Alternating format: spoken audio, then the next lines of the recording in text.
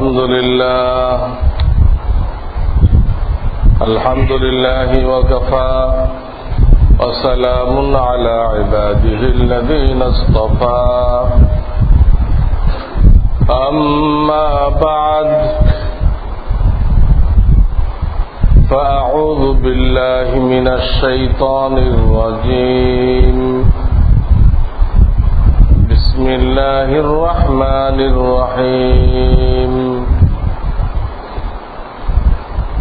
فاسألوا أهل الذكر إن كنتم لا تعلمون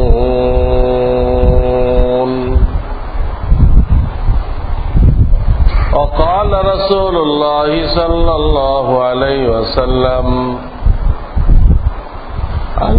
العلماء ورثة الأنبياء وإن الأنبياء لم يورثوا دينارا ولا درهما إنما ورثوا العلم فمن أخذه أخذ بحظ وافر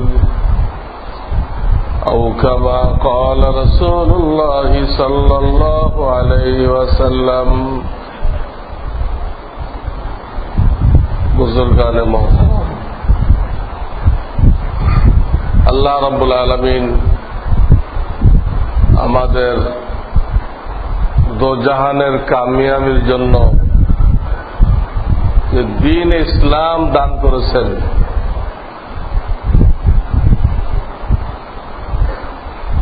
শরিয়াত দান করেছেন, এটা বহুত বড় নেয়ামত, আল্লাহ রাব্বুল আলামিনের মেহেরবানি।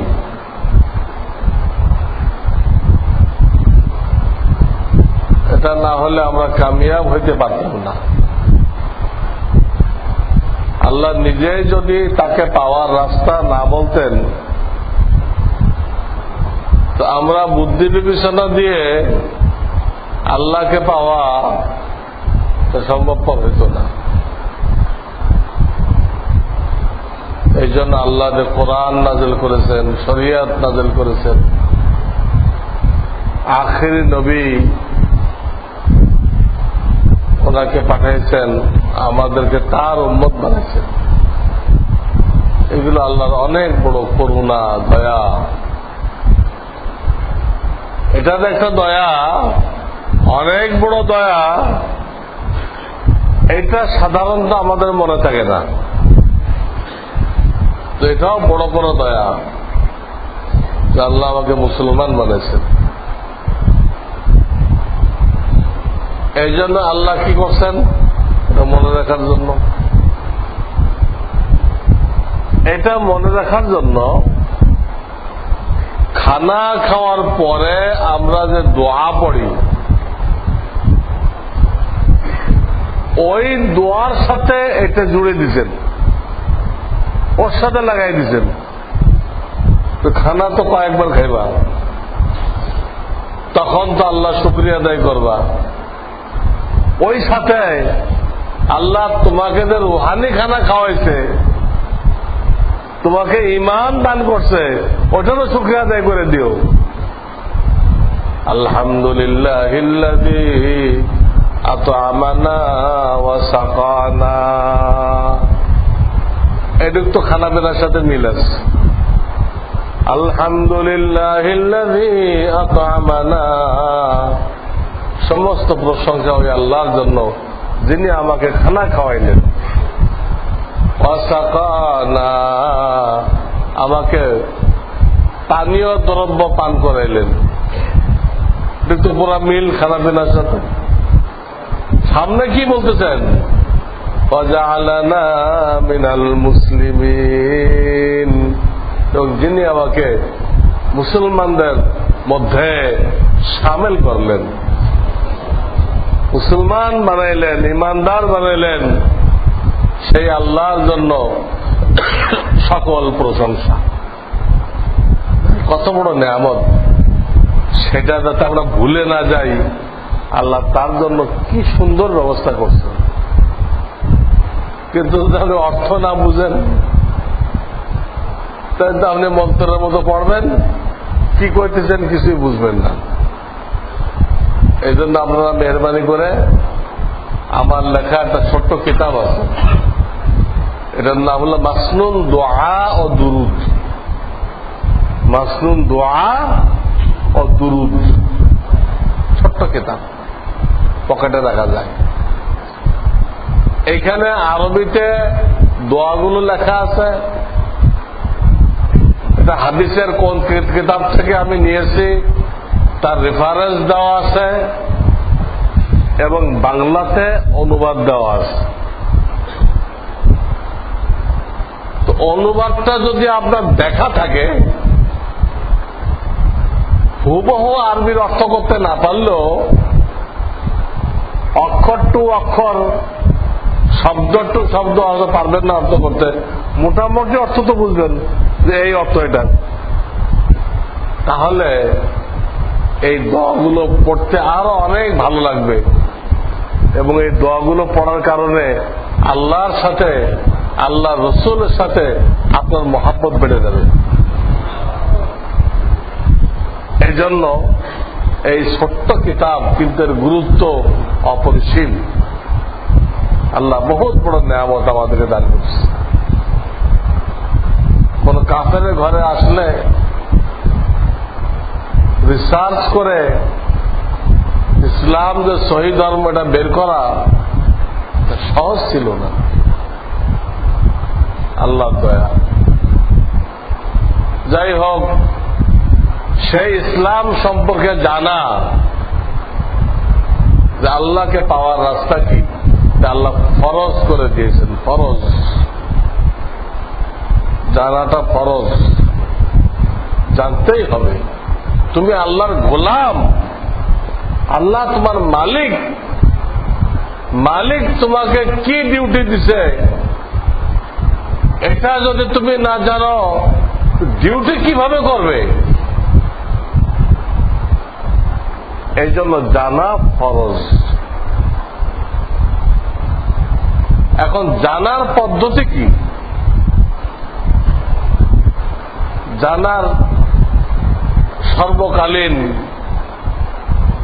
সর্বজনীন পদ্ধতি হল, যেটা আমি কোরআনের আয়াত থেকে পড়লাম এইমাত্র, এটা হল সহি পদ্ধতি। ফাসআলু আহলায যিকর ইন কুনতুম লা তা'লামুন। তোমরা যা জানো না, হক্কানি উলামায়ে কেরামের কাছে জিজ্ঞাসা করো। তাদের সোহবতে আসো, তাদের কাছে জিজ্ঞাসা করে করে আমল করো। কোরআনে এই আয়াত কয়েকবার আসছে। এখানে উলামায়ে কেরামের সোহবতে দেয় আল্লাহ তাআলা জানার জন্য বলতেছেন। হাদিস দ্বারাও তাই বুঝে আসে। নবীজি সাল্লাল্লাহু আলাইহি সাল্লাম যতদিন হায়াতে ছিলেন, লোকেরা নবীজিকে জিজ্ঞেস করতেন। নবীজির হায়াতে, নবীজির সামনে কি অন্য কাউকে জিজ্ঞেস করবে? মাসলা মাসাইল অন্য কাউকে জিজ্ঞেস করবে? আবু বকর রাদিয়াল্লাহু তাআলাকে জিজ্ঞেস করবে? আবু বকর তো নিজেই জিজ্ঞেস করতেছেন কাকে? স্বয়ং রাসূলুল্লাহ সাল্লাল্লাহু আলাইহি ওয়াসাল্লাম। তাই রাসূলের হায়াতে রাসূলকে জিজ্ঞাসা করতে হবে।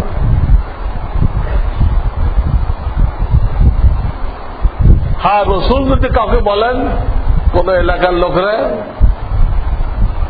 যে অমুক আমার দিন সম্পর্কে ওয়াকিফাল, তোমরা তাকে জিজ্ঞেস করো, অত দূরের থেকে তোমাদের মদিনায় আসার দরকার নেই। তখন সেই ব্যক্তির কাছেও জিজ্ঞাসা করা যাবে, যেহেতু স্বয়ং নবী আলাইহিস সালাম অথরাইজ করছেন তার ব্যাপারে। তো নিয়ামানে মুআয ইবনে জামালকে করলেন, নাজরানে আমর ইবনে হাজমকে করলেন। এরকম বিভিন্ন সাহাবী, যখন এক একটা দেশ ফাতা হয়েছে, এক একটা দেশ ফাতা হয়েছে, এখানে একজন মুফতি সাহাবী আল্লাহ রসুল পাঠাইছে। বাহরাইন এলাকায় আবু উবায়দা ইবনুল জাররাহকে পাঠাইলেন, বলে একে নিয়ে যাও, এই হলো আমার উম্মতের মধ্যে সবচেয়ে বড় আমানতদার, আমিনু হাযিহিল উম্মাহ। তো হুজুর নিজেই যখন অথরাইজ করছেন, এখানে কোনো অসুবিধা নেই। নবী আলাইহিস সালাম উলামায়ে কেরামকে অথরাইজ করে গেছেন। তিনি বলে গেছেন, আমি যখন থাকবো না, আল্লাহর কাছে চলে যাব, হাক্কানি উলামায়ে কেরাম যারা, যাদেরকে দেখবা প্রত্যেকটা কদমে কদমে আমার তরিকাকে খুঁজে এবং সেই অনুযায়ী আমল করে এবং আমার সুন্নত তরিকা মানার জন্য অন্য ভাইদেরকে উদ্বুদ্ধ করে, দাওয়াত দেয়, কোন গুনার সাথে তাকে জড়িত দেখতেছ না, না টেলিভিশনে বক্তৃতা করতে যায়, না মহিলাদের দিয়ে পাও দাবায়, নাউযুবিল্লাহ মিন যালিক, এইসব কোন কারবার নেই। সুন্নত অনুযায়ী চলে, সুন্নতের দাওয়াত দেয়। এইরকম হক্কানি উলামায়ে কেরাম যাদেরকে পাইবা, আমি তাদেরকে অথরাইজ করে গেলাম, তারা আমার উত্তরসূরি, তারা যা বলবে ওই অনুযায়ী চলবা। এক হাদিসে বলছে, আল্লাহ না করুক তারা যদি ভুল বলে তুমি জান্নাতি, এর জন্য তাকে জবাবদিহি করতে হবে, তোমাকে জবাবদিহি করতে হবে না। এক রাতে এই পর্যন্ত বলে দিচ্ছে, তুমি সর্বাবস্থায় উলামায়ে কেরামকে জিজ্ঞেস করো।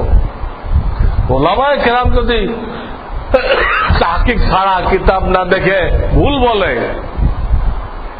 আর তুমি সেই অনুযায়ী আমল করো, তুমি আল্লাহর কাছে কোনো দোষী হইবা না, তুমি জান্নাতি।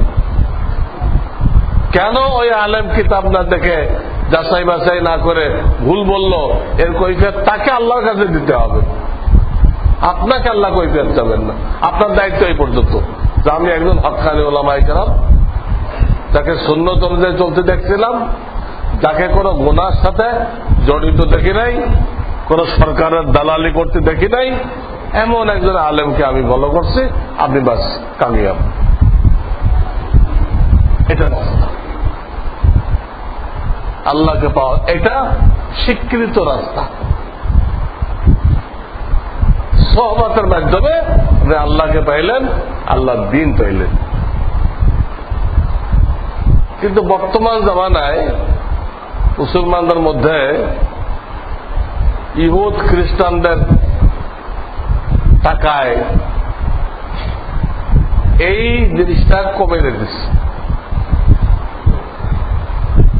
ইহুদ খ্রিস্টানদের প্রচেষ্টায় নতুন নতুন ফেরকা খাড়া হয়েছে। এক কবি সেটা বুঝাইছে, खिंजीर की यारू ने जिसको इजाद किया। কি তরিকা বের হয়েছে? শুকুরের ভক্তরা ওই তরিকাটা আবিষ্কার করছে।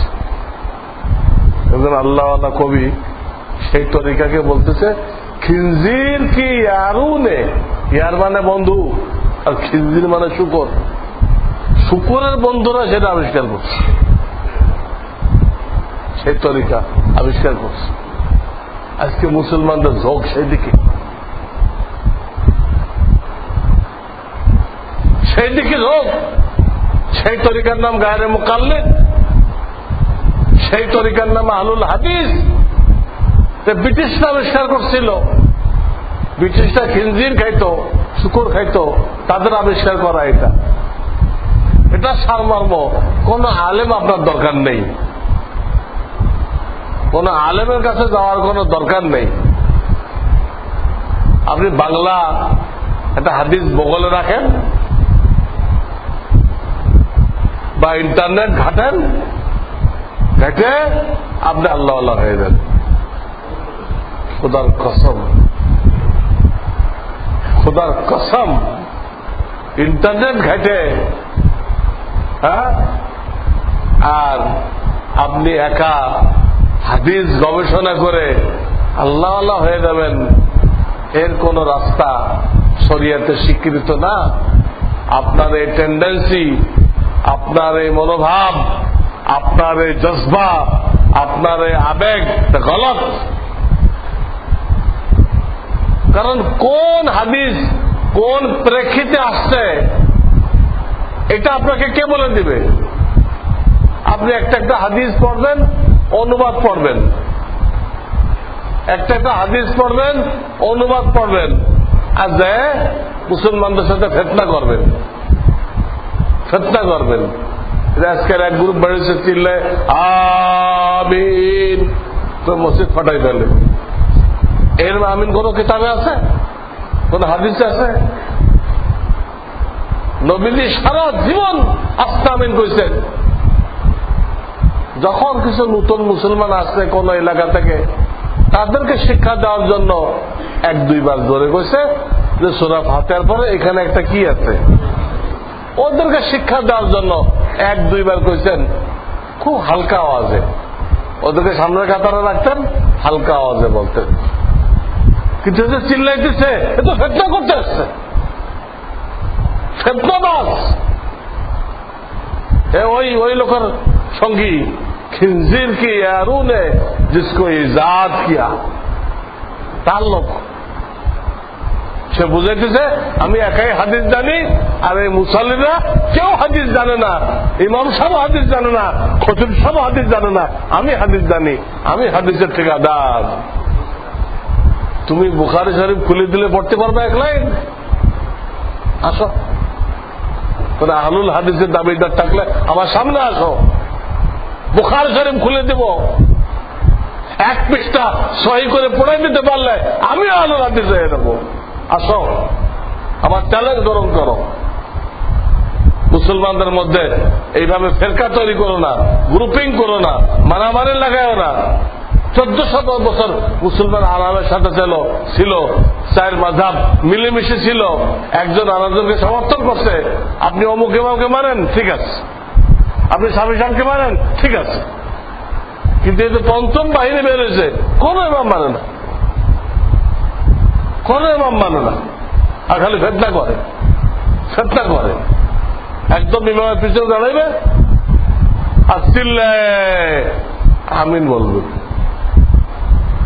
হ্যাঁ, আর এরকম করে হাত ভাঙবে। আরে কি আসামি নাকি? এরকম করে হাত বান্ধা কোন হাদিস আছে? সিয়াসতটা কেউ দেখাইতে পারবে যে এইভাবে হাত বাঁধতে হবে? ওনার ফাঁসি দেওয়া হবে। কি হলো এটা তরিকা? মহিলাদের আছে বুকের উপর হাত রাখবে, পুরুষের তো হয় নাই, মহিলাদের তো হয় নাই। পুরুষেরও বাইরে, মহিলারও বাইরে। এটা হিজরাতদের নামাজ, এটা কি নামাজ? এজন্য এক একটা হাদিস কোন প্রেক্ষিতে, এটা না জানলে শুধু অনুবাদ দেখে আমল করা যায় না। একবার নবীজি এরকম জুমার বয়ান করতেছিলেন, খুতবা দিচ্ছিলেন, এর মধ্যে একটা লোক আসলো, সাহাবী। এনার নাম হল সুলাইক গতফানি। কি নাম? সুলাইক গতফানি। লোকটা খুবই ঠেকা, খুবই মিসকিন, গরিব। তো নবীজি সবাই যাতে তাকে সাহায্য করে এর জন্য একটা হিকমত করলেন। সবাই যাতে তার দিকে খেয়াল করে এবং তাকে সাহায্য করে এর জন্য একটা হিকমত করলেন। কি? এলোক আসছে কিন্তু খুতবার সময় হুজুর খুতবা বন্ধ করে বললেন তুমি 2 রাকাত নামাজ পড়ো। হুজুরের খুতবা বন্ধ। খুতবা বন্ধ কোনদিন কিন্তু এরকম হয় না, আজকে এটা হইতেছে। খুতবা বন্ধ, এই একটা লোক 2 রাকাত নামাজ পড়তেছে, তো সবার নজর কার দিকে? ওই লোকটার দিকে, সুলাইক গতফানের দিকে নজর। দেখে বেচারার লেবাস পোশাক খুব দুরবস্থা, লেবাস পোশাক ছেঁড়া ফাটা, খুব দুরবস্থা, খুব দুরবস্থা।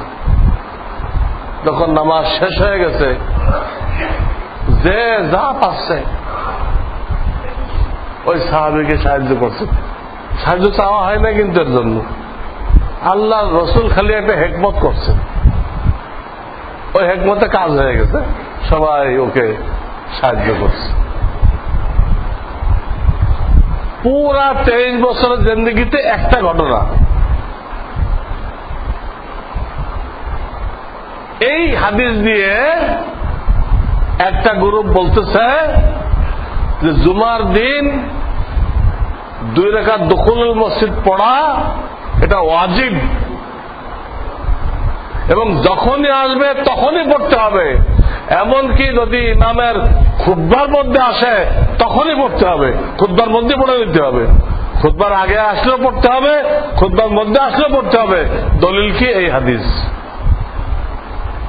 অথচ যে বুঝতেছে না, তা আর এক হাদিসের সাথে টক্কর লাগাই দিল। আল্লাহ রসুল বলছেন, ইযা খারাজাল ইমাম ফালা সালাতা ওয়ালা কালাম। তোমার ইমাম যখন মেম্বারে বসে গেল, কোন কথাবার্তা জায়েজ নেই, নামাজও জায়েজ নেই। ফালা সালাতা, নামাজ 1 নম্বরে আসছে। ইযা খারাজাল ইমাম ফালা সালাতা ওয়ালা কালাম। কালাম মানে কথা, নামাজও পড়া যাবে না, কথাও বলা যাবে না।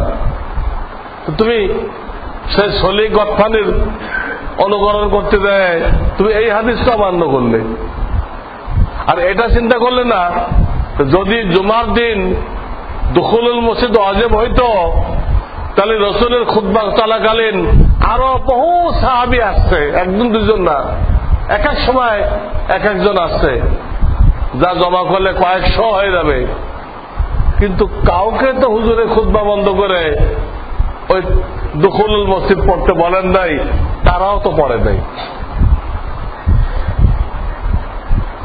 খুতবা বন্ধ করে আর কাউকেও, ওইখানে তো বিশেষ কারণ ছিল ওই লোকটাকে সহযোগিতা করা, এই কারণ আর কারোর মধ্যে পাওয়া যায় নাই, আর কারোর জন্য হুজুর খুতবা বন্ধ করেন নাই, তারাও খুতবা চলাকালীন এই 2 রাকাত পড়ে নাই।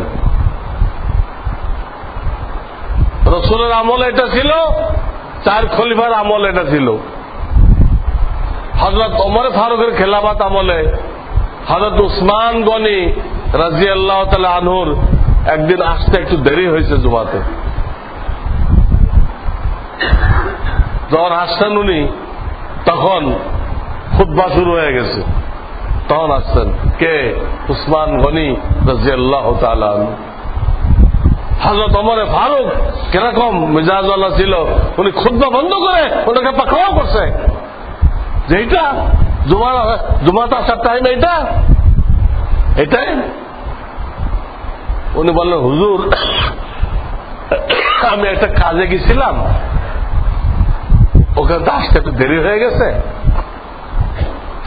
আর সে খালি উজুটা করছে, আর কোনো দেরি করি নাই, এত তাড়াহুড়া করছে,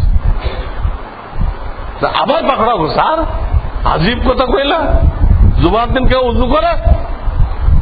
জুমার দিন তো গোসল করে আসতে হয়, তুই উজু করলে কেন? আবার পাকড়াও করছে। এত সব পাকড়াও করলেন, কিন্তু এটা বললেন না ঠিক আছে যা করছো করছো, এখন ওই 2 রাকাত কি করো, পড়ে নাও, এটা কিন্তু বললেন না। যদি ওয়াজিব হইতো তাহলে উনি, অথচ জুমার দিন গোসল করা কিন্তু মুস্তাহাব, ফরজ ওয়াজিব না। জুমার দিন গোসল করা মুস্তাহাব, মুস্তাহাবের জন্য পাকড়াও করলেন। যদি এই 2 রাকাত ওয়াজিব হইতো তাহলে এর জন্য পাকড়াও করতেন না, বা খুতবা বন্ধ করে হয়তো উসমানকে এই 2 রাকাত পড়ার সুযোগ দিতেন না, দিতেন কিনা? কিন্তু দেন নাই তো। তারা জানতেন ওটা বিশেষ ঘটনা ছিল, ওই ঘটনা সব জায়গায় টানা যাবে না।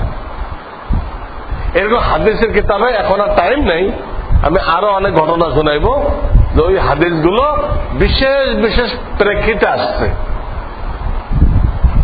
ওর উপরে আমল করা আমাদের জন্য জায়েজ নেই। কিন্তু যারা ওলামায়ে কেরামের সোহবত আসে না, একা একা হাদিস গবেষণা করে, তারা ওই হাদিসগুলো তালাশ করে করে আমল করে। আর নিজেও গোমরা হয়, মানুষের সাথে ঝগড়া করে, আমার নাম দেয় কি আমি একজন আহলুল হাদিস। হাদিসের হওয়া বোঝো নাই, ওই হাদিসটা কোন প্রেক্ষিতে ছিল, কেন ছিল, কিচ্ছু বোঝো নাই। তুমি খুতবার মধ্যে, বয়ানের মধ্যে দুই রাকাত শুরু করে দিচ্ছ। আমাদের এখানে দেখবেন, আমার এই বয়ানের মধ্যে, আমার খুতবার মধ্যে কিছু লোক এসে এরা শুরু করে দেন।